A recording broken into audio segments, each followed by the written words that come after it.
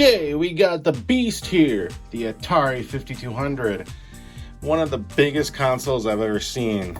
This is about the same size, I believe, or probably a little bit smaller. No, actually, I think it's about the same size, or a little bit, actually, this way, taller this way than the PlayStation 3 Fat. You thought, well, this is actually probably smaller than the PS5. So can you hardly believe that? But anyway, this console came out in 1982.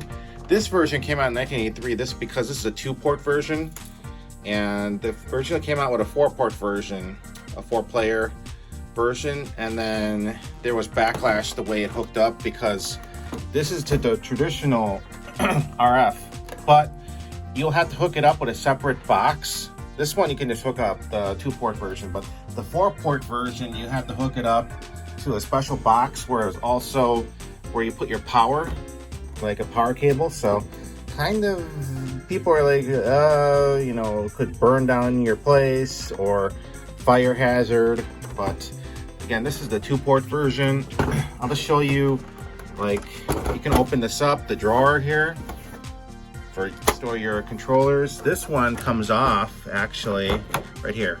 There it goes. This one comes off, and it actually reveals more holes here. See, this was just shipped with, you see, go back for here. This was still had the same mold as the 4-port, but they just covered it up with this plastic piece. So it has one, and there's 2 holes here for 2, 3, and then there's 4. But they just modified it for 2, so you just put this cover back on and then it will just look like it's just a 2-port. But yeah, this one, the originals, the 4 ports were made in the USA. This one, if you're wondering, is made in Taiwan. And then this is a place where you can wrap your RF cable here, so it will be out of the way, which is pretty nice, unique. Now I wish I could just try to customize this and make it composite, S-video. I don't think you get component HDMI out of this, but I don't think so. Power on and off, and then here we go. Here is the controller.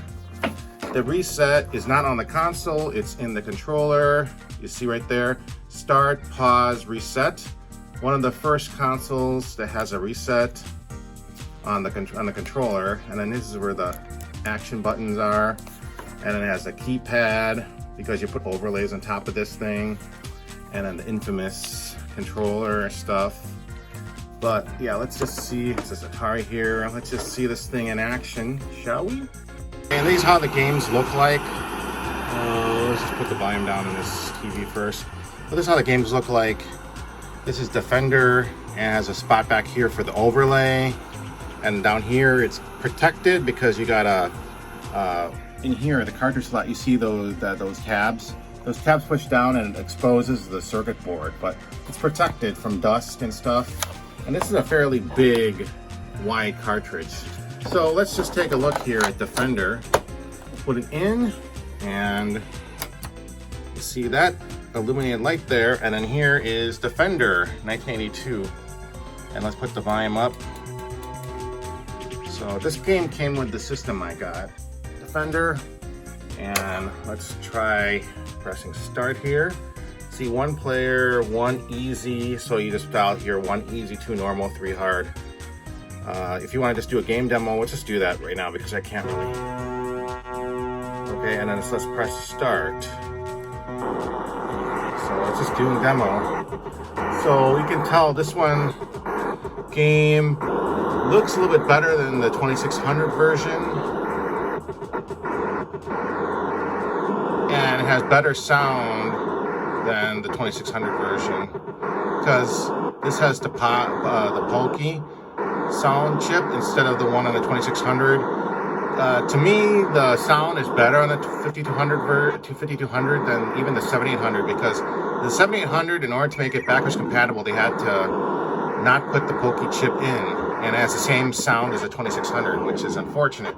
There are some games they built it in though, but anyway, back here, look at all this retail space. Just this cartridge, and then boom, all this. Huge. So this is a good game, Defender, if you haven't never played it, but I would be surprised if you haven't.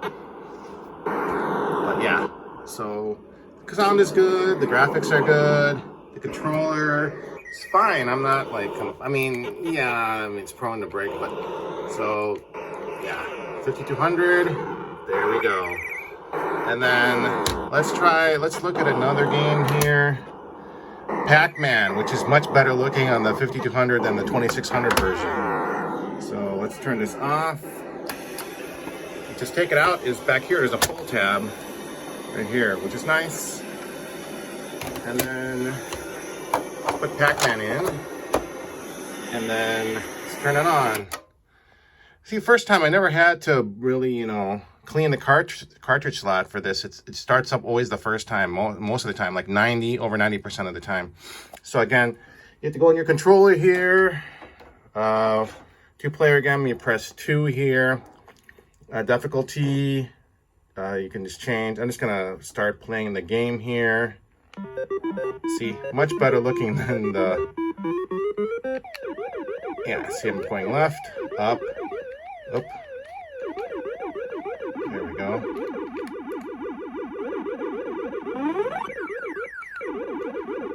It's Pac-Man, but it's cooler to play than the 2600 version for sure. Oh geez. I guess it's not as accurate as one hand as I thought it would be. Okay. Oh geez. I mean, for 1982 standards, this is cool, but yeah, it's better the arcade version than the 2600 and Intellivision.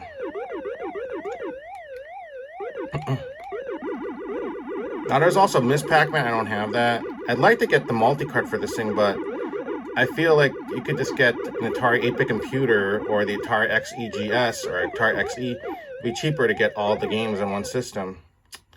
And this thing, it costs $130 to get the multi-cart, which is really pricey. So anyway, let's take a look at another game here. It's hard to control with one hand, but yeah. All right, so Pac-Man is done. Pac-Man. This game, no, it didn't come with the system. Super Breakout came with the system. Sorry, I was about to say that came. This should have come with the system actually. And then I have here Galaxian. Put that in, and first time, every time, Galaxian. Yes. So let me put this on the tripod and let's play some Galaxian. All right, let's take a look here, Galaxian. And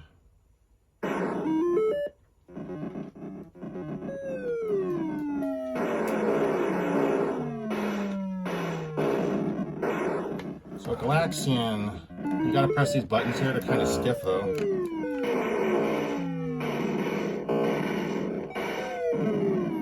It's actually, it looks okay. Doesn't look as good as the other Galaxian versions, but it has a good sound. Wow, it was harder than I thought. All right.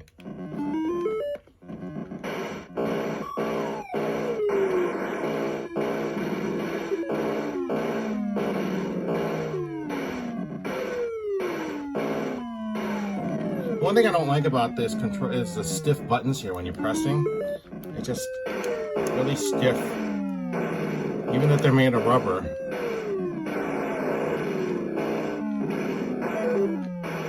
So have you played the 5200 or you played an emulator? What do you think about the system? I feel like the system gets a bad rap for, because of this controller, bad press. It's not as good as a 2600. It's technologically better than the 2600, but I don't know if it's better than the ColecoVision. But they did rebound themselves because they got the 7800 and the Atari 8-bit computers, which Atari XEGS. But yeah, this system only lasted about 2 years because it was released in 1982 and it was discontinued in 1984, which is sad. And then they released, they were test marketing the 7800, and it was gonna be released in 1984, but it didn't get released because due to the merger of Warner, well, not the merger, I'm sorry. Jack Tramiel bought Atari from Warner, and then he proposed to delay the release of it. And then, yeah, so let's try pole position. 1983, baby.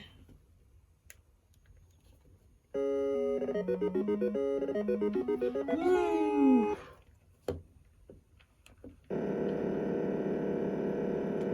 Go. Am I pressing not the right button? Oh, there we go. You've got to press these down buttons. Again, they're stiff as heck. I mean, this was state of the art back in 1983, but of course now it's not.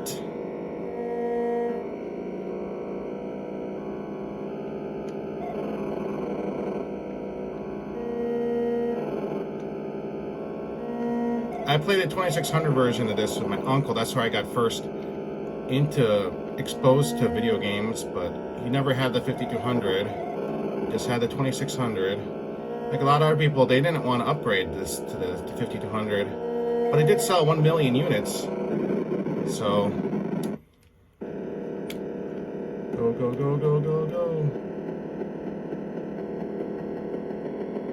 I have Kicks, I just gotta find it, it's buried, but these are the games I could find. Galaxian, the port is okay. The best game of the bunch I got picked out here was Defender, I believe, for me. And a Pac-Man. So if you ever, yeah, you should pick up 5200 if you want to. I advise just get the 2-port version instead of the 4-port version, even though it's more rare, the 4-port version. But yeah, if you're concerned about, you know, getting electrocuted or like, don't get the 4-port version because the power adapter is included with the RF box, which I guess was innovative at the time. I don't know, but yeah, this is the more traditional, the 2-port version.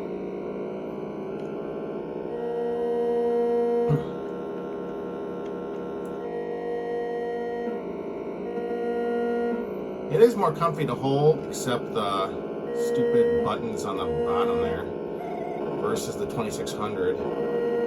But oh jeez, Atari didn't do any, never did any. Oh, they did for the 7800, but in Europe only. That they did traditional controller layout like the NES, but they didn't do it for any of their systems. But that was a standard at the time, and then Nintendo changed it all, which I'm used to. Not trying to be, you know, negative, but yeah, it's actually cumbersome to hold this thing. After holding down this button here, ugh, it's cramping up my hand. But anyway, this game system is good. You should hunt one down and preferably get the 2-port version. Anyway, thanks for watching the 5200. I'll do more videos on this system. Rather, I like the system, and if I can get an Atari 8-bit, I would like to get the XEGS. That's actually the later cousin of the 5200 because they're both based off the Atari 8-bit computers. Anyway, thanks for watching. Take care.